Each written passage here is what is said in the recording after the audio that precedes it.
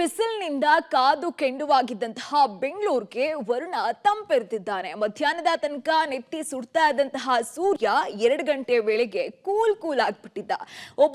ಬರೋಬ್ಬರಿ 150 ದಿನದ ಬಳಿಕ ಬೆಂಗಳೂರಿನಲ್ಲಿ ಮಳೆಯ ಸಿಂಚನ ಆಗಿದೆ. ಈ ಕುರಿತ ಒಂದು ವರದಿ ಬರ್ತಾ ಇದೆ, ನೋಡ್ತಾ ಹೋಗೋಣ. ಕಾದು ಕಾವಲಿಯಾಗಿದ್ದ ಬೆಂದಕಾಳೂರಿಗೆ ತಂಪೆರೆದ ಮಳೆರಾಯ. ಅಬ್ಬಬ್ಬ, ಕೊನೆಗೂ ಮಳೆ ಬಂತು. ಬೆಂಗಳೂರಿಗರು ಫುಲ್ ಖುಷ್. ಮಧ್ಯಾಹ್ನದವರೆಗೂ ಬಿರು ಬಿಸಿಲು. 2 ಗಂಟೆಯ ನಂತರ ವರುಣಾಗಮನ. ಸುಮಾರು 150 ದಿನಗಳ ಬಳಿಕ ಕೊನೆಗೂ ಕೂಡ ವರುಣ ಬೆಂದಕಾಳೂರಿಗೆ ತಂಪೆರೆದಿದ್ದಾನೆ. ನಿನ್ನೆ ಬೆಂಗಳೂರಿನ ಕೆಲವೆಡೆ ಮಾತ್ರ ಸಾಧಾರಣ ಮಳೆಯಾಗಿತ್ತು. ಆದ್ರೆ ಇವತ್ತು ಮಧ್ಯಾಹ್ನ 2:30 ಸುಮಾರಿಗೆ ನಗರದ ಹಲವೆಡೆ ಅಬ್ಬರದ ಮಳೆಯಾಗಿದೆ. ಬಿಸಿಲ ಬೇಗೆಯಿಂದ ಬೆಂದಿದ್ದ ಜನರಿಗೆ ವರುಣಾಗಮನದಿಂದ ತುಸು ಜೀವ ಬಂದಂತಾಗಿದೆ. ಬೆಳಗ್ಗೆಯಿಂದ ಮಧ್ಯಾಹ್ನ 2 ಗಂಟೆಯವರೆಗೂ ಕೂಡ ಬಿಸಿಲು ನೆತ್ತಿ ಸುಡ್ತಾ ಇತ್ತು. ನಂತರ ಮಳೆಯ ಸಿಂಚನವಾಗಿದ್ದು ಸಿಲಿಕಾನ್ ಸಿಟಿ ಜನ ಫುಲ್ ಖುಷ್ ಆಗಿದ್ದಾರೆ. ನಿನ್ನೆ ಕೆಲವು ಏರಿಯಾಗಳಲ್ಲಿ ಮಾತ್ರ ಮಳೆಯಾಗಿತ್ತು. ಆದ್ರಿಂದು ಬೆಂಗಳೂರಿನ ಬಹುತೇಕ ಕಡೆ ಜೋರು ಮಳೆಯಾಗಿದೆ. ಕೆಲವರು ಬಿಸಿಲಲ್ಲೂ ಮಳೆ ಕಂಡ ಖುಷಿಯಲ್ಲಿದ್ರೆ, ಇನ್ನು ಕೆಲವರು ಮಳೆಯಲ್ಲೇ ವಾಹನವನ್ನ ಚಾಲನೆ ಮಾಡಿದ್ರು.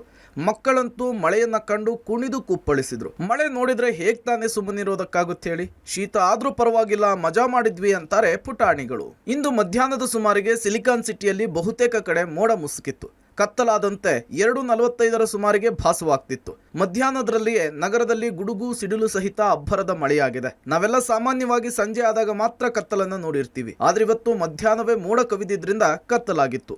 ಬಿಸಿಲ ಬೇಗೆಯಿಂದ ಬೆಂದಿದ್ದ ಜನರು ಸುರಿದ ಮಳೆಯಿಂದ ಸಂತಸಗೊಂಡಿದ್ದಾರೆ. ಬೆಂಗಳೂರಿನಲ್ಲಿ ಇನ್ನೂ 5-6 ದಿನ ಗುಡುಗು ಸಹಿತ ಮಳೆಯಾಗುವ ಸಾಧ್ಯತೆ ಇದೆ ಅಂತ ಹವಾಮಾನ ಇಲಾಖೆ ಮುನ್ಸೂಚನೆ ಕೊಟ್ಟಿದೆ. ಮೇ 7ರವರೆಗೂ ಕೂಡ ಬೆಂಗಳೂರಿನಲ್ಲಿ ಸಾಧಾರಣ ಮಳೆಯಾಗಲಿದೆಯಂತೆ. ಇದಕ್ಕೆ ಸಾಕ್ಷಿ ಎಂಬಂತೆ ಇವತ್ತು ಕೂಡ ಜೋರು ಮಳೆಯಾಗಿದ್ದು ಬೆಂಗಳೂರು ಕೂಲ್ ಆಗಿದೆ. ಇನ್ನು ಹೊಸಕೋಟೆ ಸುತ್ತಮುತ್ತ ಗುಡುಗು ಸಹಿತ ಭಾರಿ ಮಳೆಯಾಗಿದ್ದು ಗಣಕಲ್ಲು ಬಳಿ ಸಿಡಿಲು ಬಡಿದು ಮಹಿಳೆ ಹಾಗೂ 20ಕ್ಕೂ ಹೆಚ್ಚು ಮೇಕೆಗಳು ಸಾವನ್ನಪ್ಪಿವೆ. ದಿಢೀರ್ ಮಳೆ ಬಂದಿದ್ರಿಂದ ರತ್ನಮ್ಮ ಬೇವಿನ ಮರದ ಕೆಳಗೆ ಕುಳಿತಿದ್ರು.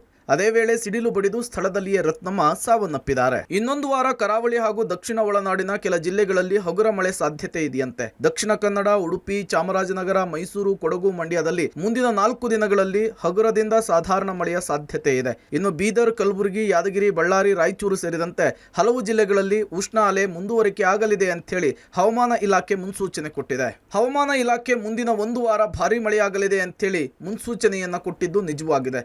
ಇನ್ನು 6 ದಿನ ನಗರದಲ್ಲಿ ವಾತಾವರಣ ಹೇಗಿರುತ್ತೆ ಅನ್ನೋದನ್ನ ಕಾದು ನೋಡಬೇಕಿದೆ. Metro bureau, public TV, Bengaluru.